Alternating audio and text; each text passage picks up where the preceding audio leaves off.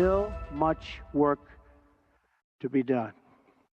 That means honestly confronting the crisis of Islamic extremism and the Islamicists and Islamic terror of all kinds. President Trump over the weekend in Riyadh, Saudi Arabia, speaking to a summit of Islamic nations, attaching the word Islamic to terror, something that never happened during Mr. Obama's administration. And sadly, last night in Manchester, United Kingdom, we saw another example of terrorism going after innocents. Here to talk about the attack, to talk about the president's trip abroad and other subjects of great import is a gentleman who knows whereof he speaks. Joining us now via Skype, not too far from this location, in Phoenix, Arizona, the president of the American Islamic Forum for Democracy, former United States Navy lieutenant commander, and the author of the book, A Battle for the Soul of Islam, Dr. Zuhdi Jasser, my personal physician. Dr. Jasser, Zuhdi, thanks for your time today. Great to be with you, JD. Thank you. We would be remiss, Zuhdi, if we did not first address what transpired last night in Manchester. Your reaction and given your background in terms of national security and, as you put it, a fight for the soul of Islam, what are we to make of what happened last night and what should happen going forward? Well, not only must I say that my heart and prayers go to the families, to the victims, but the depravity, the evil of these animals, the barbarians, and what they will do has no floor. They, as President Trump said, they are evil losers, and this is a war. They are trying to change the way of life. There is nothing that they will not attack. As we set perimeters, they will go outside the perimeter, as we saw them do at this concert. So we have to realize that we are at war and take the war to them. And that's why it's important to call them losers and to make it apparent that we will not change, but we will defeat them. And that's one of the reasons, as the ISIS forums took credit last night for what was happening, they were saying that they were doing this in response to the air attacks that they were being pummeled in Iraq and in Syria. And ultimately, just like treating a patient with cancer, the patient often will get sicker before they get better. So they're going to act out. We're a few days away from Ramadan, our holiest month in Islam. And as much as for us that love America and love the West, it's a time of atonement, a time of spirituality and peace. For the jihadists, if you look historically, every year, that's when there's more attacks. It's because they want to go to heaven. Their religious fervor is up. Their jihad is at its highest. So we have to continue to be on a vigil and begin to address the problem. And the president, as you noted, called out Islamist extremism and the Islamists in our society. When you have more British Muslims, JD, serving in Syria with ISIS than most studies show do with the British military, that is the core problem. We need to get our Muslim communities to want to die for America and Britain rather than die for the jihad. And that pinpoints a problem which, sadly, in many ways, Zuhdi Jasser, you have lived. At times, it seems that you are a lonely voice, or we can count on a single hand the number of advocates for reform of Islam, the number of advocates who take an America First view as you do. Zuhdi, do you ever feel personally you're fighting a losing battle culturally, if not in many other ways? Certainly, I'm on the 1 yard line on the opposite side of the field, but I think we're on the field. We have a Muslim reform movement that includes 15 different leaders from Britain, Denmark, Canada, and the U.S. that have come together, each with small organizations that are willing to lead this fight. But we're not in this alone. I think the West, we just finished 8 years of a president that began and ended every speech blaming America for the problems, listening and speaking out the narrative of the Islamists. So when I tell you I'm failing, it's not just because my colleagues don't exist, but it's because the platforms the drumbeat of what it means to be American and what it means to be free, the drumbeat against the Sharia state has not been happening. We need a collective campaign daily, not just with a whack-a-mole after every attack, but daily to marginalize the misogynists, the anti-Semites, all the ideas that are the underbelly of radical Islam need to be confronted on a daily basis, not just after each attack for a few days. And that's been the problem, is we can't get the inertia, the momentum that we need in a society that's stuck in political correctness, stuck in apologetics.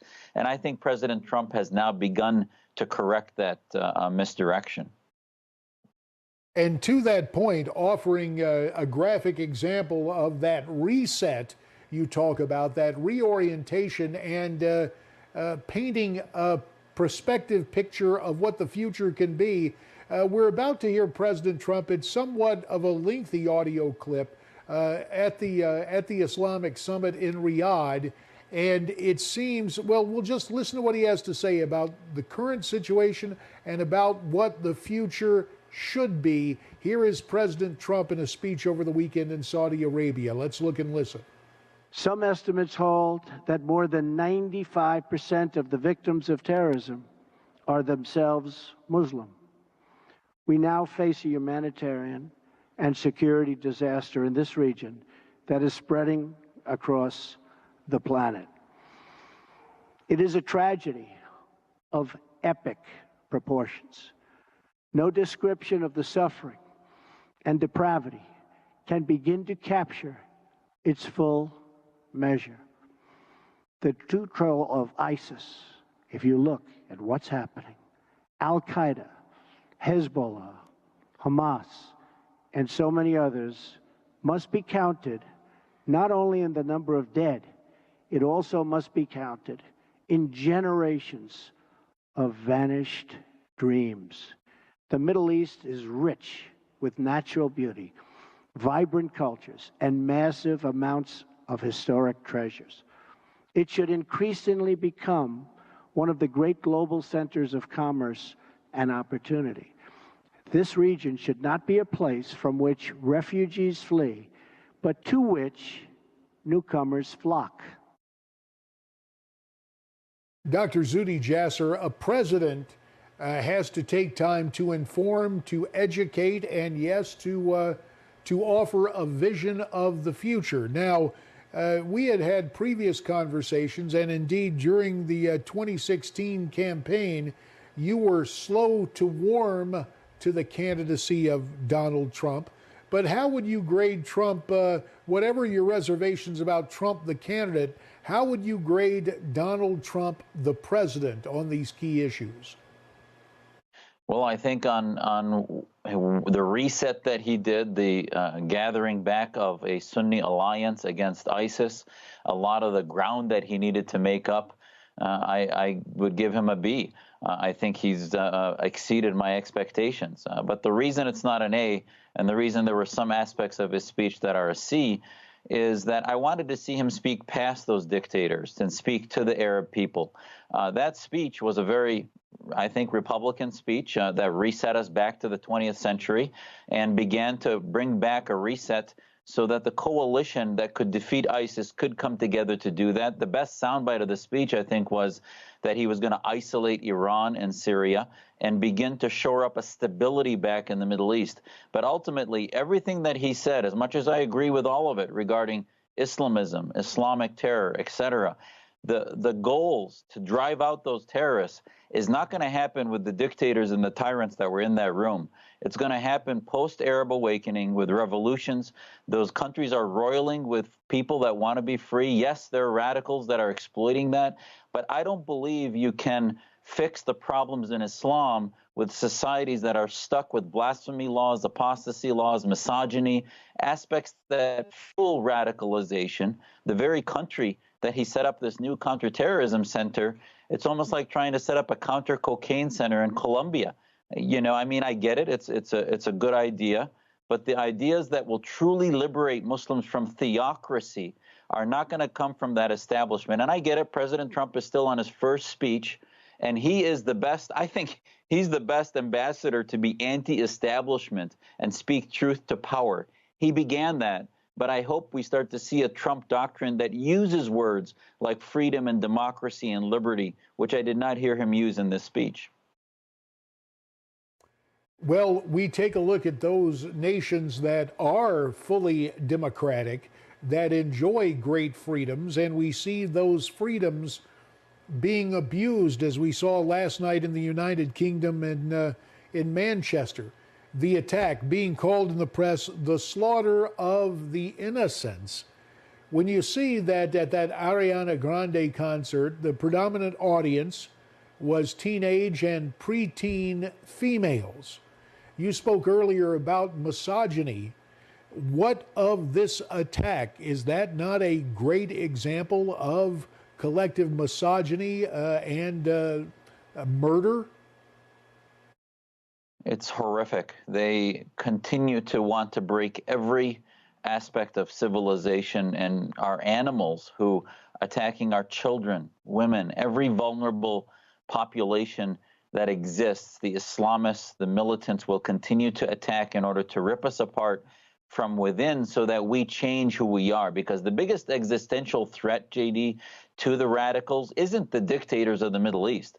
The biggest existential threat to them is democracy and freedom. That's why Tunisia is one of the silver linings of what's happening in the Middle East, in that you've seen the Islamists being defeated without military coups, without significant violence. And the ISIS folks are recruiting from Tunisia. And there are many other silver linings that are waiting. We just need to, I think, begin to articulate the names of prisoners of conscience and others. As President Trump said in the soundbite you gave, 90+ % of the victims are Muslims. And they are bringing the war to Manchester, to San Bernardino, and elsewhere in the West because they want us to withdraw completely, to let them decimate and continue genocides in Syria and Iraq against Christians and Yazidis, and as the Shia Khomeinists are doing against Sunnis in Syria. So they want to continue to perpetrate that evil, and the only obstacle to that is the West, is unification of the NATO countries against ISIS, and that's what this attack is all about. Zuhdi, we can take a look at what's happened across the pond, to use that expression our British cousins so often utilize. But as you were going through a litany of different attacks, you not only mentioned last night in Manchester, you mentioned the infamous attack in San Bernardino a year ago. So many of these attacks have taken place.